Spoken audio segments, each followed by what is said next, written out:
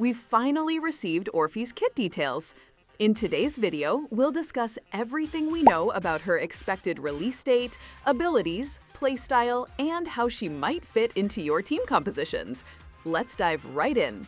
Starting off with her release timeline, Orphe is expected to be released in Phase 1 of version 2.2. Now, if you're wondering when exactly Phase 1 is supposed to drop, current predictions point to around August 27, 2025.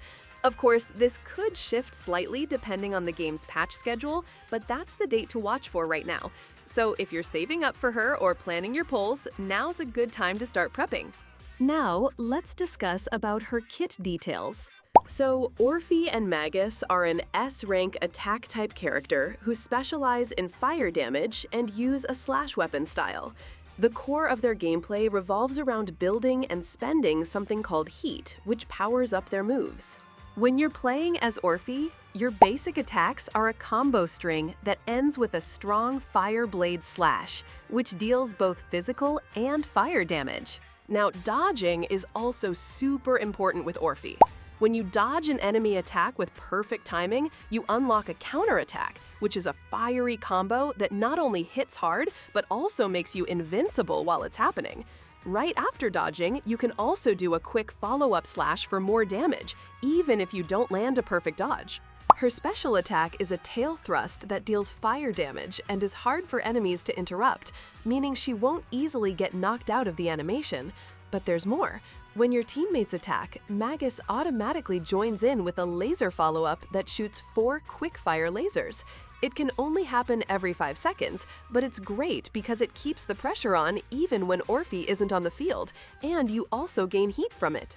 Then comes her X special attacks, which are stronger moves that either you activate manually or get triggered automatically when you meet certain conditions. One of them is a forward laser sweep that gives you heat and can be instantly followed by the final fire blade slash from your normal combo. Another is an auto-activated laser burst in all directions that happens while Orphe is off-field.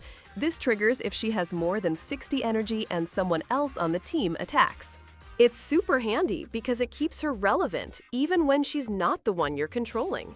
But her most interesting and unique skill is the charged laser shot. When your heat bar is high enough, above 100, you can hold the button to start firing a continuous laser. It begins at normal power, but the longer you hold, or the more you're attacked while firing, the stronger it gets. Eventually, it hits maximum power and blasts enemies with a massive laser beam. When the laser finishes, Orphe automatically follows up with a final big move depending on how strong your laser was. If the power was low, it's a basic fire blade. If it was high, it chains into a stronger attack version. This entire move is loaded with mechanics. It consumes heat, makes you invincible at high power, and even reduces damage taken if you're firing at low power. Now, her chain attack is a move that triggers when the team builds up enough momentum during combat. When you choose her to do the chain attack, she spins forward and fires a laser. Very explosive, very stylish, and of course, it gives you even more heat.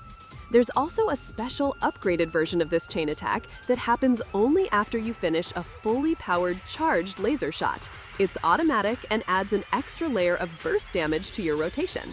Then, her ultimate is a huge spinning and laser combo that activates when your team's decibel level reaches the max.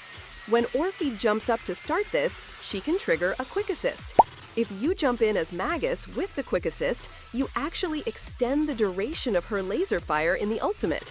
That synergy between Orphe and Magus gives her ult more flavor and more impact.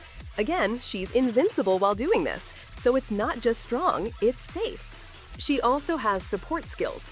If your on-field character is about to be hit, you can call Orphe in with a defensive assist, where she parries the enemy and builds Daze, a stun mechanic.